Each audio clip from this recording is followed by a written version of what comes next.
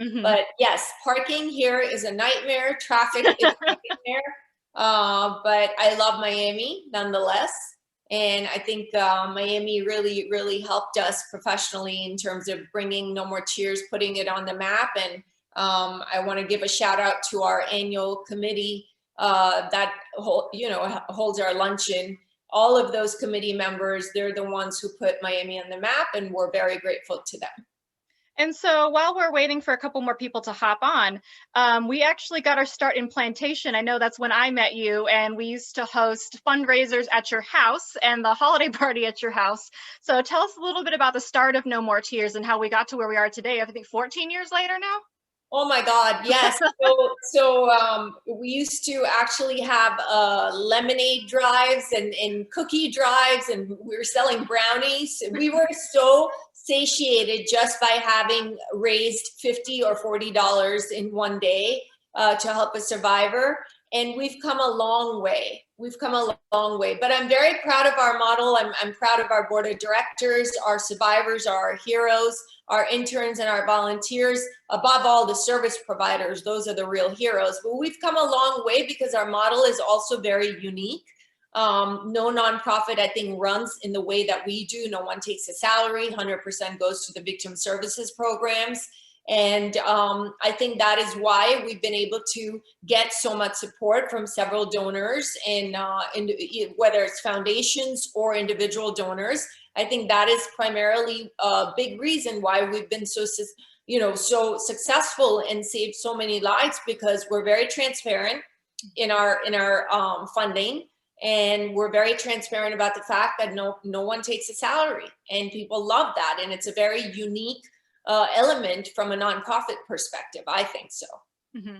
And Somi, so you are the founder and president of No More Tears, and I'm so happy to join on the board of directors. And my full-time job is as a journalist, and then this is my charity work that I like to do. And so I help with marketing and outreach and things like that. Other board members, we have an accountant on our board, we have a store owner on our board. So everybody is working full-time jobs, and somehow we manage to make this work. And obviously, you're running around as a victims advocate. So as we mentioned earlier, January is actually Human Trafficking Awareness Month, and you probably can't tell on the camera, but this is a navy blue shirt. We are both wearing blue for human trafficking. That is the color for human trafficking awareness. So tell us a little bit about what's the state of human trafficking. I know there's lots of myths and confusion about human trafficking, but we'll just start with the basics. Tell us what is sort of happening with human trafficking in our own communities right now. Well, I think there's a huge misconception that there are kids in cages and women and children in cages. Human trafficking is the largest growing criminal enterprise in the world. It is bringing in $150 billion a year, and it's surpassed the drug industry because you can use drugs once, but you can use people again and again.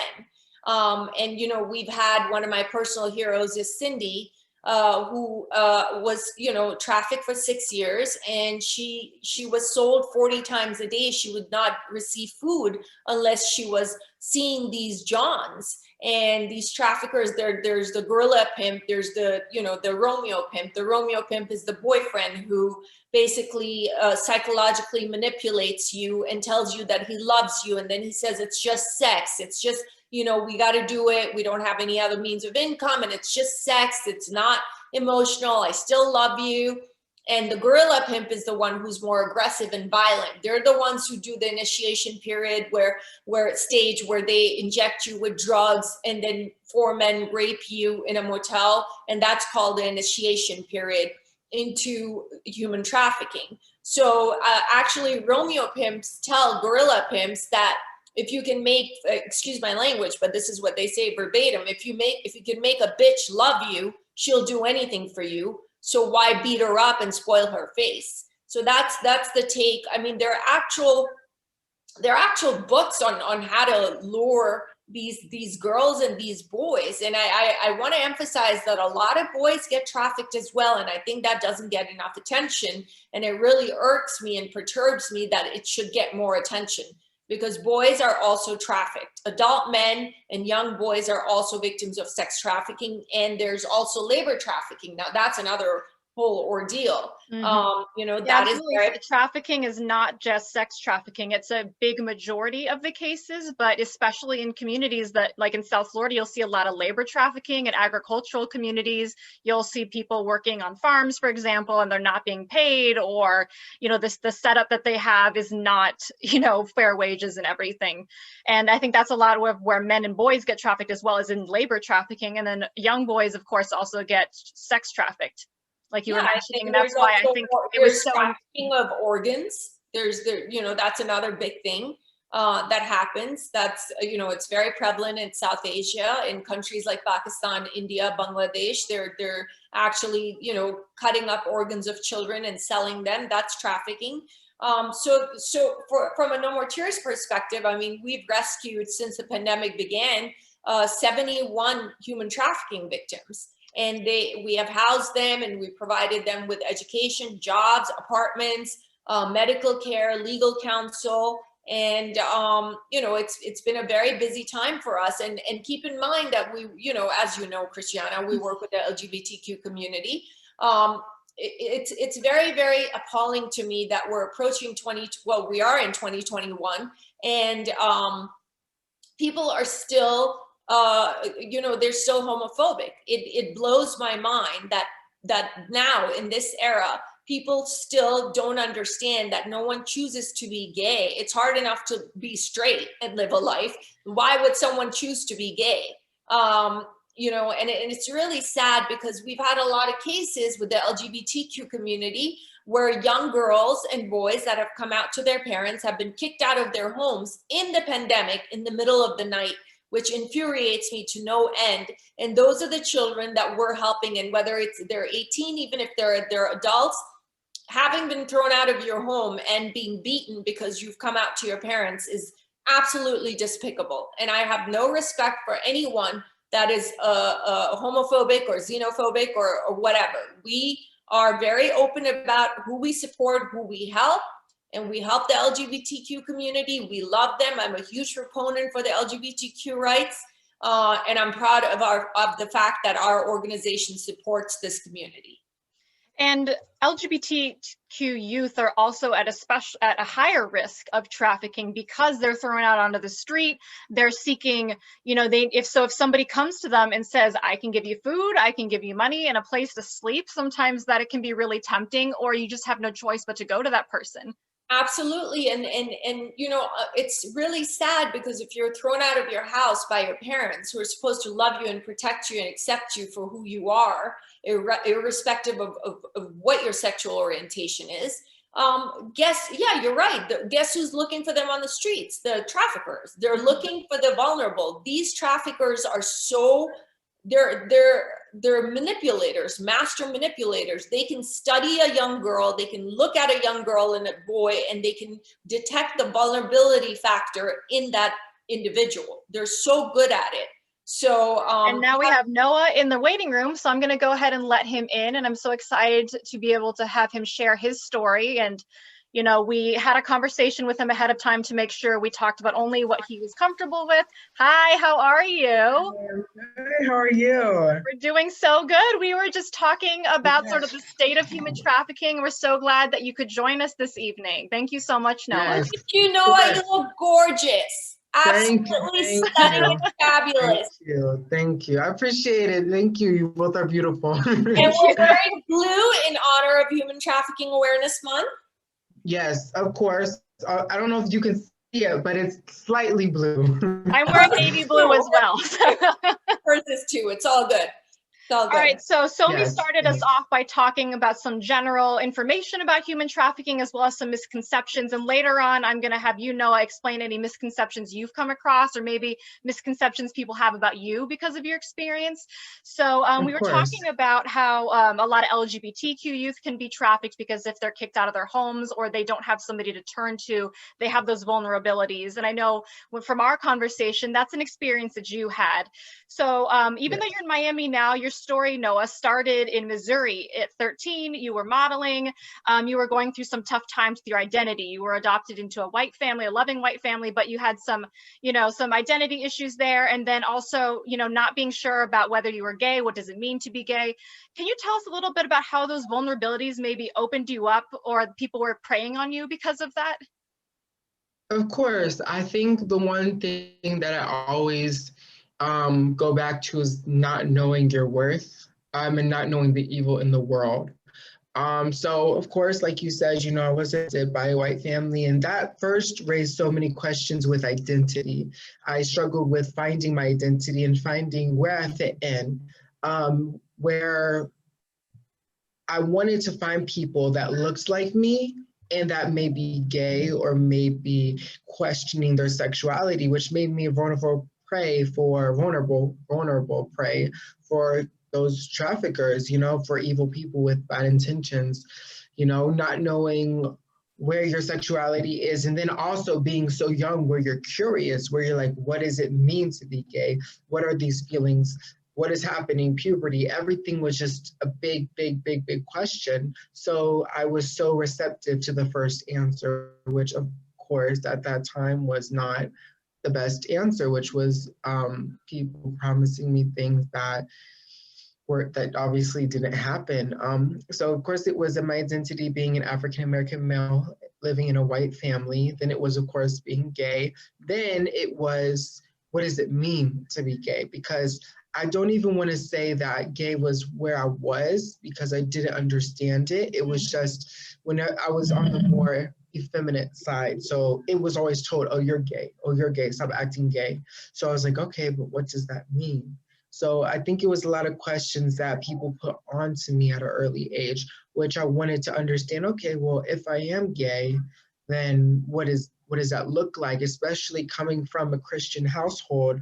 I was excommunicated at an early age at 13 after I came out. So it for me, it was, I have to figure out why I'm gay, what makes me gay, so I can understand, because from what I was always told was, if you're gay, you're going to hell. So I was like, well, it's hell or this. So I would always compare hell to my current situation. So at least I wasn't dead. At least I wasn't in hell, So that was where I was at. And so you told me that you were on social media at that age, and some people had reached out to you through direct messages. Can you tell us a little bit about, what those messages looked like, and, what tactics, looking back, they used to prey on your vulnerabilities to exploit you? Of course. So I started off with, I want to say, like those little like Skype and, those like video. I was not very hip. I'm still not hip. So I don't know the new ones. Well, you look very hip. You're very hip. You're fabulous. Stop it. Thank you. Thank you. So just disclaimer, I was just like looking to see which apps were popular, because I didn't have a phone, I had a tablet. So my parents were protective over me. So I had a tablet, I was using a tablet. So I was trying to see how I can text without a number. So I went to those Text Now, all those, started off there. Then it got to Instagram, because of course I was interested in modeling. So I took a picture. I remember the first selfie I took, and instantly, people, these like fake accounts, those fake scam accounts, they were in my inboxes saying, oh, you look good, let me fly you out, you want to be a part of our modeling agency. Even still to this day, I still get those emails, I still get those text messages. I just know better to ignore them. But it was just like, oh, you want to do an audition? We're going to fly you out. Have you been to LA, Hollywood? So it was trying to fill up my head with all these ones that I did one for myself, but of course I was naive to think that they were true. Yeah, 13, you're like, that sounds fantastic. Hollywood tomorrow. Like, what? Okay. Yeah, so I believe them. Yeah. And Somi, from your experience dealing with a lot of survivors of human trafficking, is this common, reaching out to kids through social media and things like that? And tell us about some tactics you've seen that people have used. Absolutely. So I always tell my girlfriends that have children that please monitor their social media, and Noah will agree with me in that respect, because we had what they do, like we had a case where a 15-year-old girl is on Facebook. Let's say she says, oh my God, I hate my mom. She puts it out there, right? Yeah. Immediately there's a recruiter on there that is saying, I hate my mom too. Now this 15-year-old girl doesn't know who she's talking to on the other end, because that person is pretending to be a woman or a young girl, and she's finding that vulnerability and that weakness right there. They're master manipulators. They know what to say to kids and young girls and even adults for that matter. So this girl was told that she kept complaining about her mother, and in 6 months' time, she communicated with this person, or this random person on Facebook, and this person said, why don't I pick you up at 3 a.m., pack a backpack, and I'll get you out of your mom's life. And so she ended up picking her up. It turned out to be a woman who was also a recruiter for the trafficker. That's another misconception, is that it's always men preying on these people. No, the recruiters are also women. And keep Yes. in mind, Cindy, our former case that we had, she was recruited by her best friend on Facebook for a job as a nanny, and brought her from Costa Rica to America.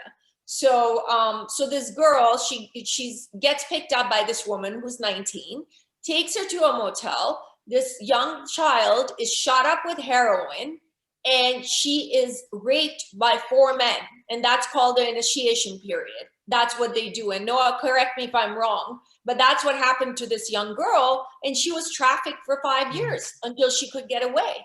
So it all happens on social media. Noah, I was telling, before you joined us, I was telling our viewers the difference between the gorilla pimps and the Romeo pimps. Romeo pimps use the psychological, they lure you with gifts and they tell you, I love you, baby, it's just sex.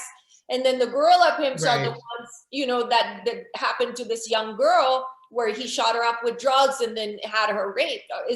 That's the difference, correct? Exactly. So you're exactly correct. It's very two different parallels, and I experienced both. So it was very drastic going from the Romeo situation, which was my situation, which at an early age, I think that gave me false comfort. You know, I was very I would just want friends. I want people who I can talk to, because I was bullied at school. I was excommunicated. You know, with my parents, my fear was, if I tell them my sexuality, they're going to I'm adopted. I thought, oh, they can just give me back out, just like a dog almost, with that similar sense of adopting a dog. If they misbehave, you take them to the pound. And it was a very confusing time. So with the Romeo situation, it was, oh, at least someone hears me, at least someone's listening. A couple years down the line, whenever I got older, I got more pimps, and that was the gorilla situation. Very, very violent, and it definitely, you see the two parallels, and I can see how if you started off with the gorilla pimp, how traumatizing that could be, like at the first beginning. You know, that was something that I always questioned, like, if that happened to me first, would I have been in it as long as I was? Right. And so you were trafficked from the age of 13 to 16. And, you know, from what you're telling me, you had a loving family, a supportive family. But, you know, when you were going away, they thought you were at after school activities. So can you tell us a little bit, as much as you're comfortable, about your experience from, you know, those first DMs to how you ended up, you know, going after school and being exploited? Of course. So it was crazy, because I don't want to say that my parents weren't supportive. Right when I came out, they just had questions. So my dad sent me to a therapist. Like, I don't even want to call it a conversion therapist, but it was almost similar to that, because he practiced Christian belief and would always tell me it's wrong. That's what our therapy was. So it wasn't that they were grasped to the idea of my sexuality being okay at first. It took them time. So I just felt like a liability. I was like, okay, I'm home, but they don't fully accept me. I want to be fully accepted. There should unconditional love. There shouldn't be conditions. So for me, I was trafficked first at night. So I was pimped out. I got a track phone, and they gave me a phone. So I would stay up 1 a.m. I would get a text message, be outside or we're going to kill you and your family. That was what the text would say. We're going to shoot you up, stuff like around, we're going to set the house on fire, which actually did happen, which I'll get into later. But it got very, at first it was sneaky. First I did initiation, similar experience. They put me on Craigslist though. It was an ad. Other people's bodies and just my face ad. I got a message. I was picked up by a man who told me he was in the army. He raped me, and that was my initiation. And he told my pimp that, oh, he went through initiation. He's okay. He understands what the process is like. So that was my initiation, being raped 13.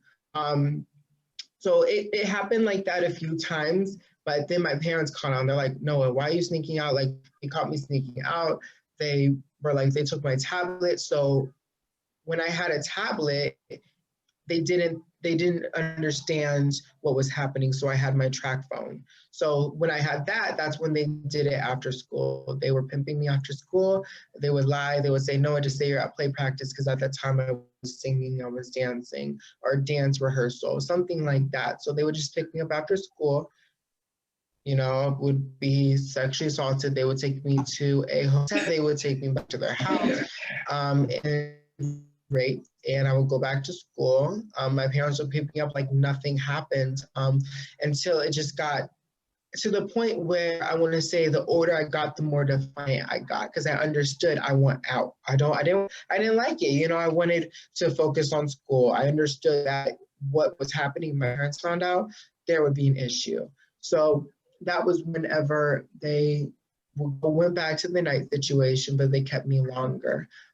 There was a time where I was kidnapped. There was a time where I ran away, and it just, for me, it just got to the point where I just wanted out. And I knew that if I didn't act now, I would end up dead, or I would end up on drugs. I would end up, because seeing everyone around me, they were on drugs.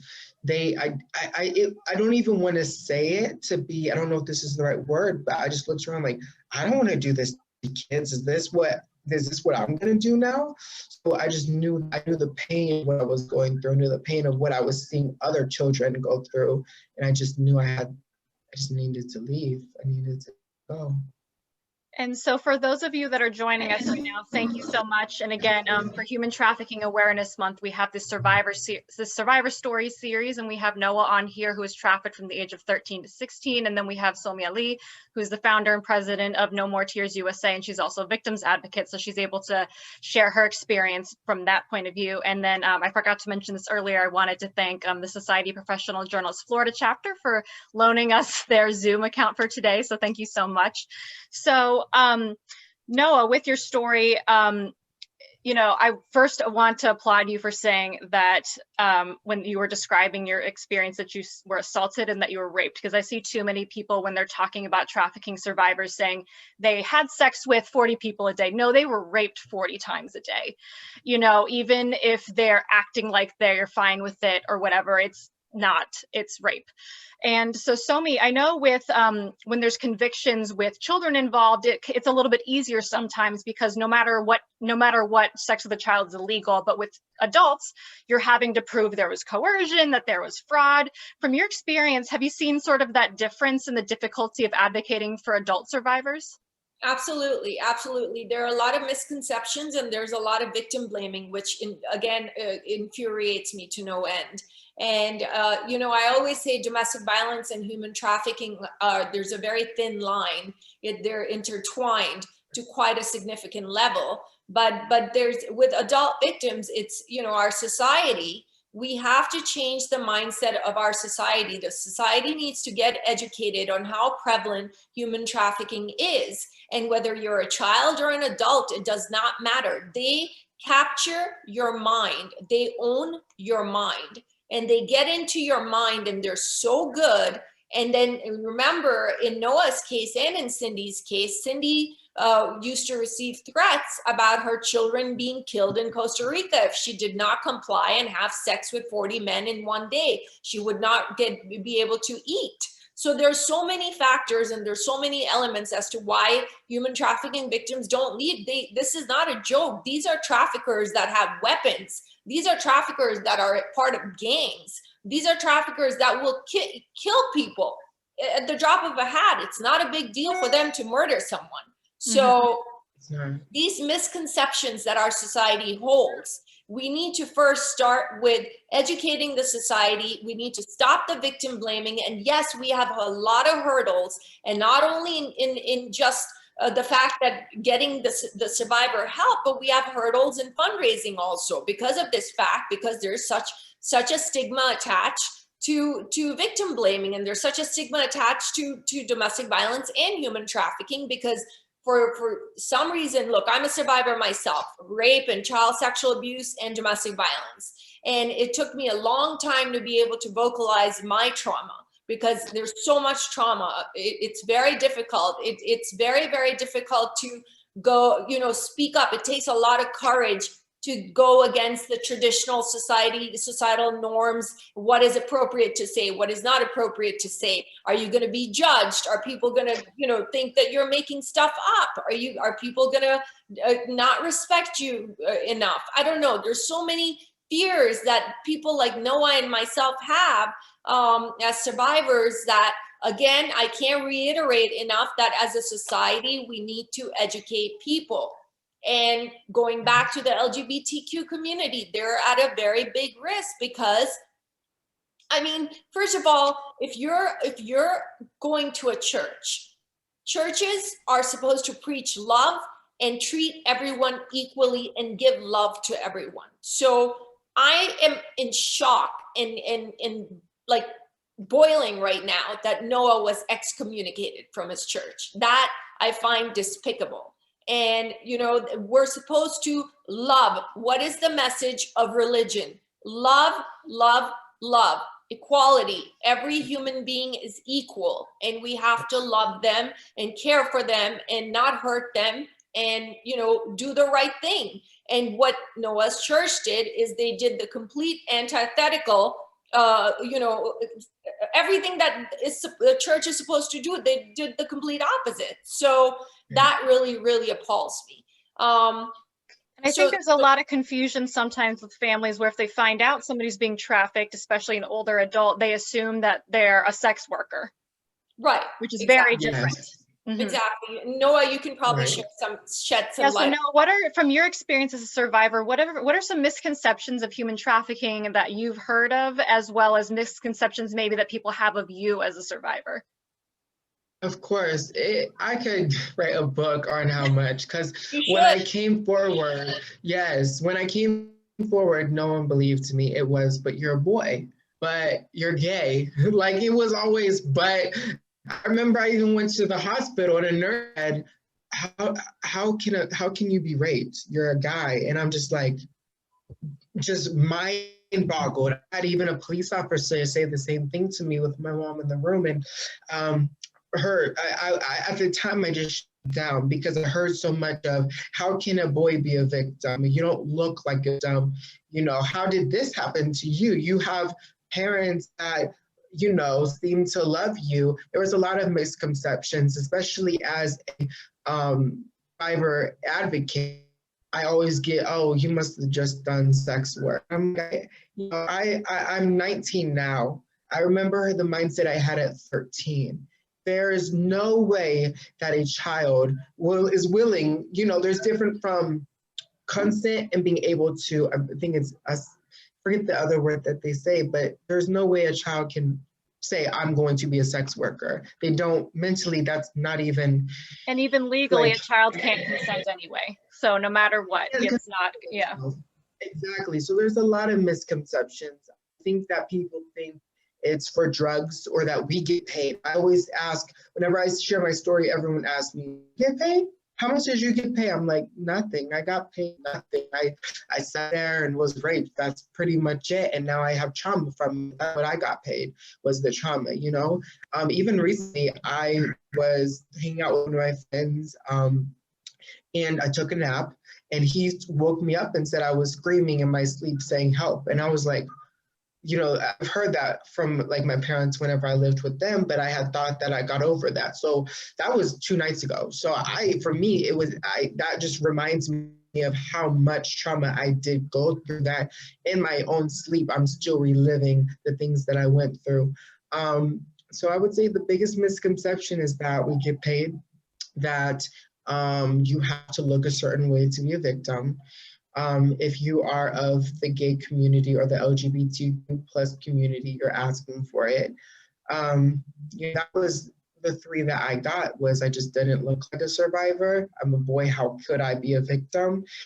And being paid, if it was fun or not. Especially, I shared my story on, I believe it was an Instagram post recently, and I had someone DM me and say, "That sounds hot. That sounds like fun to be raped." And that was disgusting and very disturbing. And yeah, a lot of people think that it's like the movies or those novels, and I'm like, no, you don't have a say. If you're saying stop, that's like it's the worst thing you can imagine. That's what's happening. There's a reason they call it exploitation, because you're being exploited.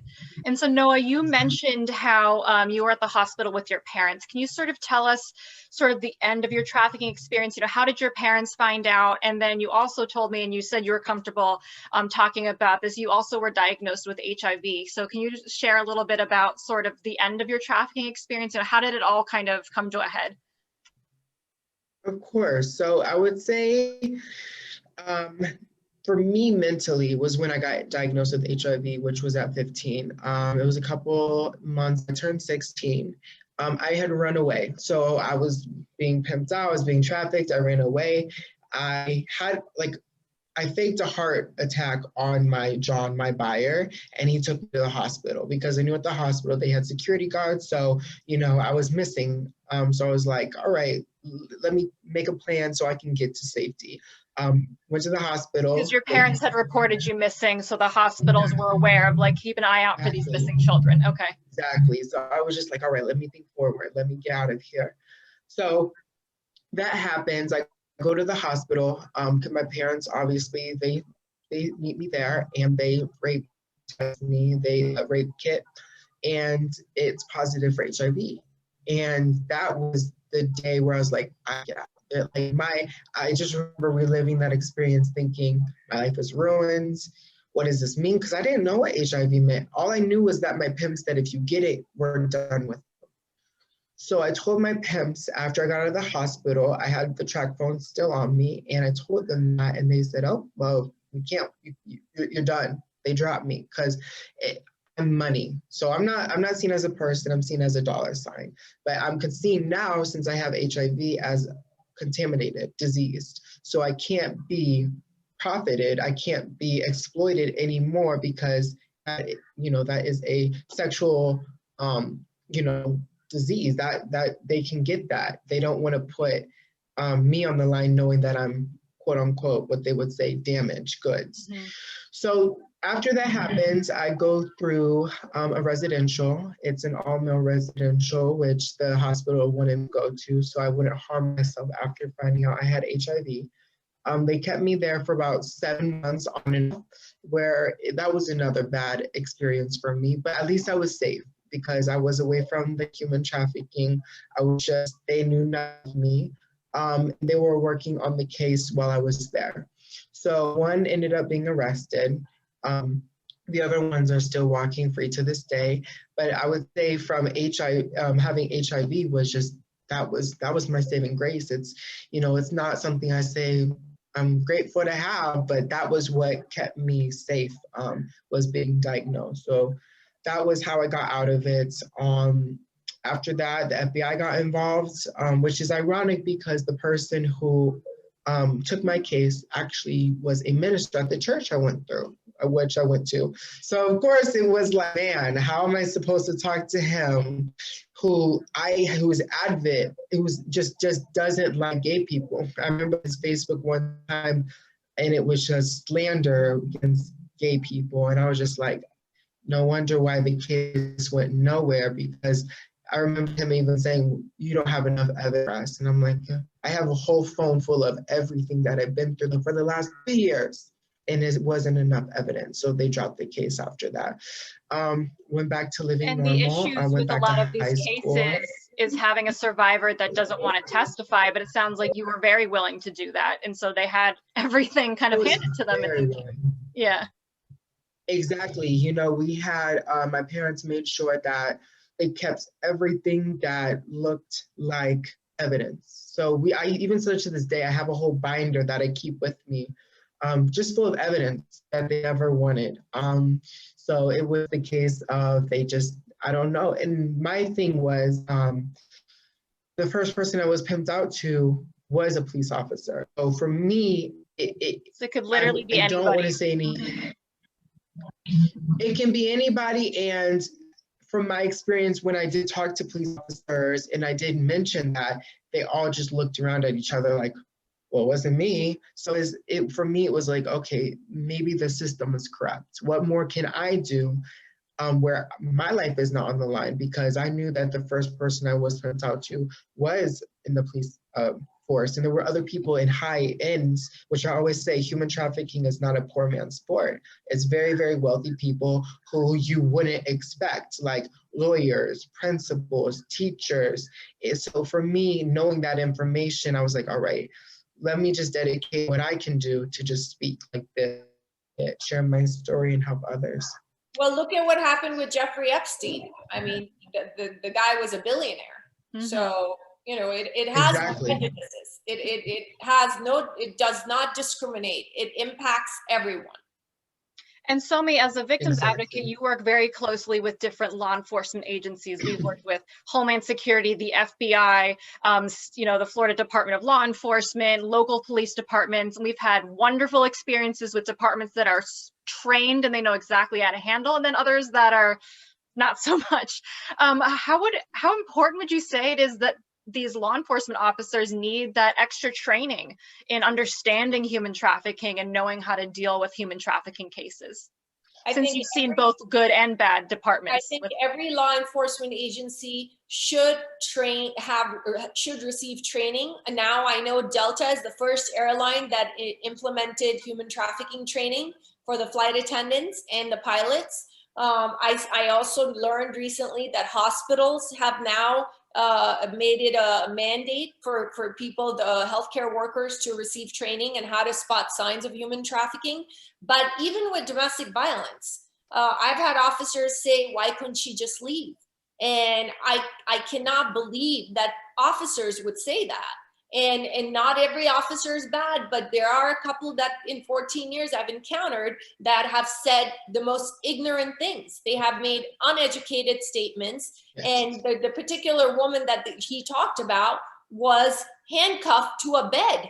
And he said, why couldn't she just leave? And I was like, are you freaking kidding me right now? So yeah, they all need to, and not only do they need to learn, get training on human trafficking and domestic violence, but they need to learn, they need to get training on cultural barriers.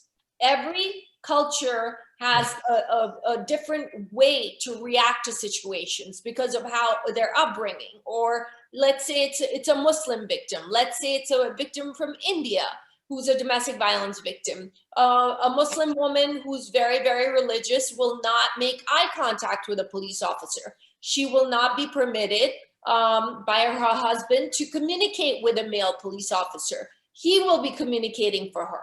So, you know, there's so many elements that I highly encourage every law enforcement agency to implement DV, domestic violence, and HT training for all of them. It's very significant. And like we were saying earlier, we've also come across departments or law enforcement that have handled cases fantastically. Can you give us some examples of, you know, what were signs that you were like, this person knows what they're doing, or I can trust this survivor in this person's hands? Oh, our recent rescue, July 15, Pooja. Mm-hmm. I mean, Sunrise Police Department, Pooja, Noah met Pooja. Yes. I mean, it was perhaps the best police department that I have worked with in 14 years. Sunrise Police Department, I salute them for what they did, and you were there, Chris. Mm-hmm. You saw what they did. They were so amazing. The guy, the abuser, had a gun, and we had to take every precaution possible. But Sunrise Police Department has been phenomenal. In 14 years, if there's one law enforcement agency I would pick, it would be Sunrise Police Department, and also Fort Lauderdale PD are very good. Mm-hmm. Absolutely. And Noah, getting back to your story, you were talking about, your parents finding out, and then you were in the residential school. Unfortunately, Yes. that wasn't a good experience. Tell us about that. Of course. So, right after I was saved by the police from running away, went to the hospital, and then they sent me to a mental place because they didn't know what was going on with me until I disclosed that fact in residential. So after the find HIV, they sent me to an all-male residential, and it was in, I don't know if I should share the location, but it was in No, part you of don't have Missouri to get into where details. it Yeah. is not popular. It was in a place in Missouri that wasn't very racially and allowing or accepting. We were always told if you run, you're going to be shot because you're Black. So there was no chance of me getting out of there just because they would shoot Black kids all the time. That was something that has happened before. So I'm there, and they were always joke, the staff would joke, oh, we're gay for this day. Some of the people that were there, they had been in there for 14 years. They've never seen a female. Whatever the case was different, but there I was emotionally abused by the staff. They would always tell me I was going to hell because I was gay, that they would love to have a gun so they can shoot me. They wish that I wasn't there so they could shoot me. They would say that in the facility or even on field trips, they would jokingly say like, oh, we're not on the campus. I'm going to kill you now. And they would say the N-word. So that was what was happening there. I did have a male peer who would follow me to the bathroom. There was a time where I was sexually assaulted there. And my biggest fear was I had HIV. All I knew is if I give it to anyone, I'm going to prison. That's what they would say. So I was trying to protect myself because I didn't want my stories to go from residential to prison because something happens to me. Even the last straw was I kept on telling them, hey, this is what's happening to me. This is what's happening to me. Because there was one staff in particular who was good to me and very, very kind. And he caught it on camera of, like, I believe 5 males, including one staff, they shoved a broom up my butt and they got on camera. So they did it in the kitchen, they got it on camera, and I told my parents, I called them because I had like one call a week. So I ended up calling my parents and said, hey, this is what's me, I need to get out of here. And they got me out. And Noah, you were in Missouri at the time and you're in Miami now. Can talk to us about, what brought you to Miami? How did that happen? Of course. Yes. So after everything ended, all the legal, all the bad stuff, I went back to high school, graduated, got my diploma, and I just knew that, yes, that was my biggest fear. But I just knew that there was a calling for me in Florida. I had never been except for once when I was a kid. I wanted to just restart. I wanted to be away from where everything happened. So I was Miami, and luckily I got in contact with No More Tears, and they made it possible for me. It's mind-blowing how fast it happens, but I got in contact with Somi, who was amazing and helped me move here. And ever since then, I've been doing advocate work and helping others, sharing my story. And that was my dream. My dream is to help others and just sharing my story, the darkest part of my life, to be the lightest part of someone else's. So we can end this, because I just think about my little sister. If she had to go through what I went through, then I think about everyone that I love, and someone loves someone else, so it could be someone else's children that I may not know that could be going through this, that I just want to help, because knowing what happens and the rate of people actually getting out alive is it's crazy. There has been some time. And so Somi, tell us more about, for you as a victims advocate and with No More Tears, how Noah came under our care. So Noah was referred to us by an agency, and without naming And names. that's normal. We get a lot of referrals. Yeah, a lot of our referrals are from police departments, victim advocates, Miami State Attorney's Office, Fort Lauderdale State Attorney's Office, Department of Homeland Security. We're listed with the National Human Trafficking Hotline. So Noah was referred by another agency to us, another charity. And some of the things that he needed assistance with, they were not able to fulfill. So Noah came to us, and we ended up helping him find a place, and we paid his rent. And Noah's passion is body contouring. He wanted to go to school for that. So we were going to, it was $1,800, the course. We were going to pay for that. But instead of that, what we ended up doing is, since he worked at a body contouring place for a while in Miami, we bought him for $1,800. We bought him the equipment. So now he can get a chair and become a business person. He can start his own business. And I'm so excited for him. And I'm so excited about the fact that No More Tears was able to help this young man at the very young age of 19 start his own business and pursue his passion. So, that's what makes No More Tears unique. We have no waiting list. We provide help immediately. There's nothing that we don't help with. We help people pursue their dreams. We assess the survivors and see what their skills are, what they're interested in. And when I met with Noah, I did a thorough, assessment, and I realized that that's what he's keen on pursuing. And I'm sure Noah is very excited. He's about to. Did you receive the equipment yet, Noah, or not yet? Not yet. I was told, because I got in contact with the company, that they sent it out yesterday, so it should be here a day, which is crazy. It's amazing. Thank you. Yay! Thank you so much. I'm going to be your first client. Yes. I can't wait. Yes, we'll be lining up. Got you. My first model. Yay! Yeah, it's been amazing. And it's honestly been a dream come true, Of course, I have the passion of making beautiful people on the outside, like helping people build their confidence from the beauty of the outside. However, being able to just share my story in a place where I feel accepted, where Somi has always made me feel, that's just been a dream come true, to just share what I've been through, not been laughed at, not been questioned, just been accepted, and be like, all right, let's just go out and help others. Mm-hmm.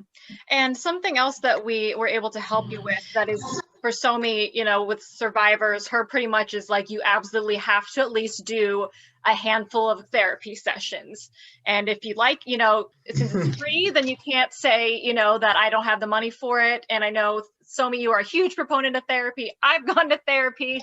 Let's normalize therapy. So, Noah, tell us about how therapy and being able to talk to somebody that understands what you're going through, how that helps you with your healing process. Because it's a process. It takes time. Yeah. It does.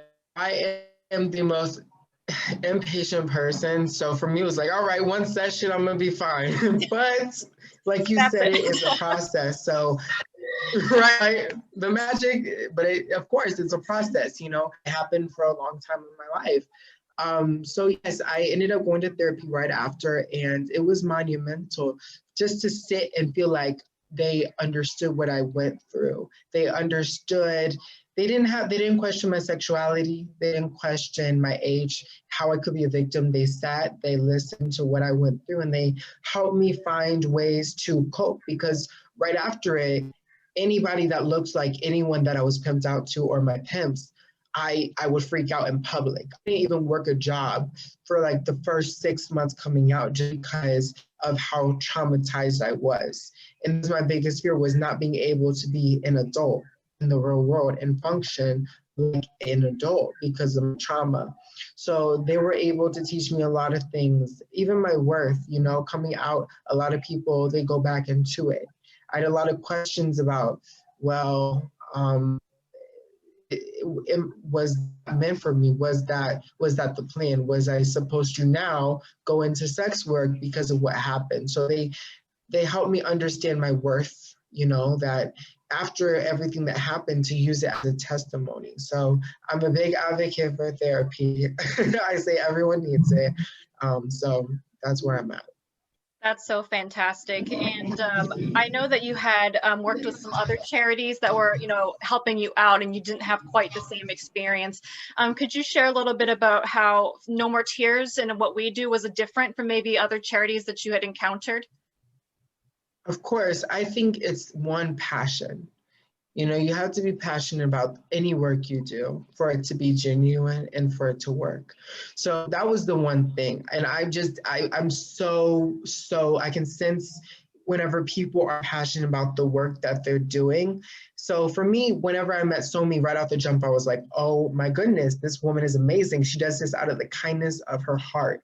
And that was what drove me to her, because, whenever you're a survivor, you don't stop surviving, or you don't stop being traumatized or going through the things you do at a certain time. So the past organization I was working with, it felt like when they clocked out, they couldn't help me, but my problems were going past that time that they clocked out. So Somi has always been there for me. She's been a rock. She's a person even outside of trafficking that I've turned to. So for me, it was just being a genuine, amazing, loving person.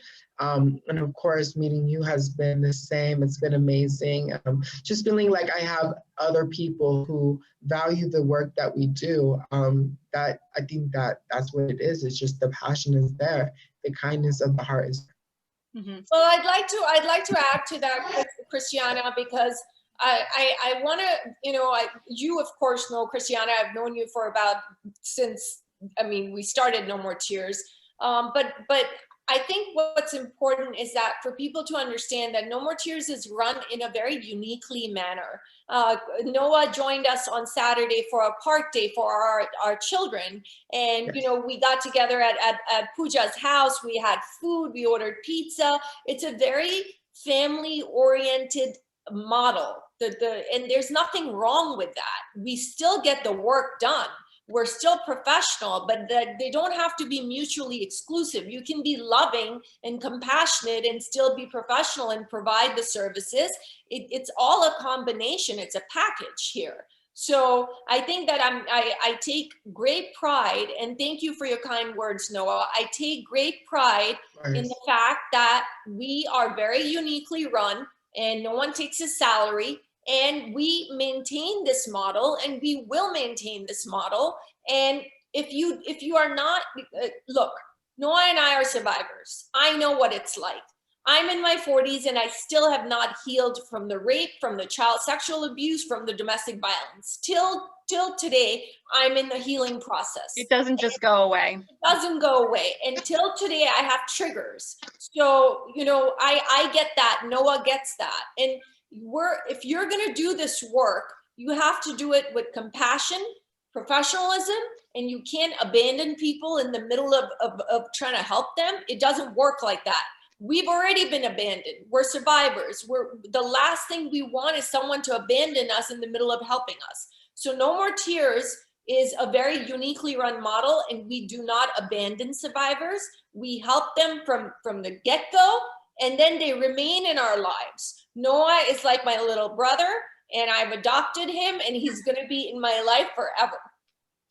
And you're talking about that family atmosphere. I know just the last week, we had a survivor who is now, doesn't really need our assistance as much anymore. He came by my house to help pack up some donations that we received, and he went to go drop it off to a newer survivor. So he's paying it forward, and that's part of his healing, is knowing like, I can actually do something. I can make a difference. I am worth something. We've had other survivors start donating once they're in a position that they can financially do that.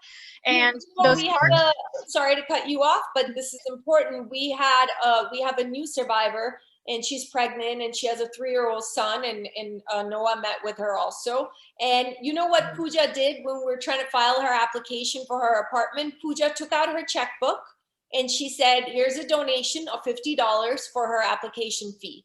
And on Saturday, we're going to the dollar store to shop for this new survivor. Pooja is donating $100 to buy her household items. So, I mean, it's all paying it forward. We're a community. We're all survivors. We're all each other's support system. When I'm down, I have survivors call me and they say, we love you. We're here for you. And it works both ways. It's a two-way street. There's nothing wrong with, this is not unprofessional. There's nothing wrong with showing love and building a community of love and compassion. So it's so wonderful to see these survivors, you know, come back to our, you know, back when we were able to have our annual Christmas party, you know, these parents could be around other parents with their children, and maybe they didn't want to talk about it. Maybe they did want to talk about it, but they know this woman here understands what I went through. As I know she went through the same thing. And those play dates, you know, sometimes I know for survivors, it's very hard to get out of the house. It can be scary to get out of the house. So knowing that you're just doing something small, going to the park with your children, and that you're in a safe place is a big deal. And that's something, you know, I know there was a couple moms that weren't able to make it to our holiday toy giveaway because it was just too difficult for them to leave the house that day. And we just have to remind each other, it takes time. You know, healing is not going to happen overnight. And just because you don't understand where they're coming from doesn't mean we can't empathize with them. Absolutely. Absolutely. And I definitely have to add to that, you know, being from other charities and organizations, my one thing was family. You know, I want to be able to have a connection with the people that I will be helping or that are helping me. So for me, No More Tears, they're doing it the right way. Like there's no other way that you can be doing this work if there's not compassion, if there's not love involved, if there's not a family involved. You know, whenever someone asked to go to the park, I was ecstatic. I'm like, of course, I want to be around like-minded individuals who I know that are loving and caring. And that was just amazing to be around her kids. And, you know, knowing that she came from a similar situation from me, she didn't have to even say anything. And I just felt like, okay, I understand, you know, even if there's a question she may have, I understand. And that's one thing that we don't get often when we are dealing with even our own cases. And so now we're coming up on an hour here, so I just want to wrap things up a little bit. Thank you so much, Noah, for sharing your story. It's not easy for everybody, and it's okay for people that don't want to share, but I'm so happy that you're able to share your story and that you're doing so well. So for people that are watching here, Noah, how can we support you as you're moving forward with your business? You know, what should we follow you on social media, or, you know, what should we be on the lookout for? You know, we want some body contour. Of course. Well, first off, I would definitely say you're welcome. Thank you guys so much. And I would say the biggest thing is just to follow up with No More Tears. You know, I'm going to be working as much as I can with No More Tears to keep on doing survivor advocate work. I'm still working on my social media business. However, I will guys keep you updated as much as I, you know, will. Excellent. Still in the beginning phases. But yeah, I'm located in Miami with No More Tears, and I just am going to keep on out there. I'm currently writing a book as well. So there are a few more things that I am going to be doing as well. So. And we're going to be looking out for a YouTube channel for you. I know you said that was something you were interested in maybe looking into. Yes, that is happening very soon. I was actually working on that earlier today. So there will be a YouTube channel, and it will be about, you know, how survivors can thrive after victimhood. You know, I always say there's, you know, victimhood, there is, you know, surviving, and then there's thriving, which I feel like that needs to be implemented in the vocabulary of human trafficking or even domestic violence. You know, we have to thrive. We have to, you know, go out there and help change other lives. You are absolutely thriving, Noah. And then Somi, I know a lot of people, we get this every time we have a video because just the passion from how you speak, and then our survivors. How can people support No More Tears right now? There's quite a few different ways.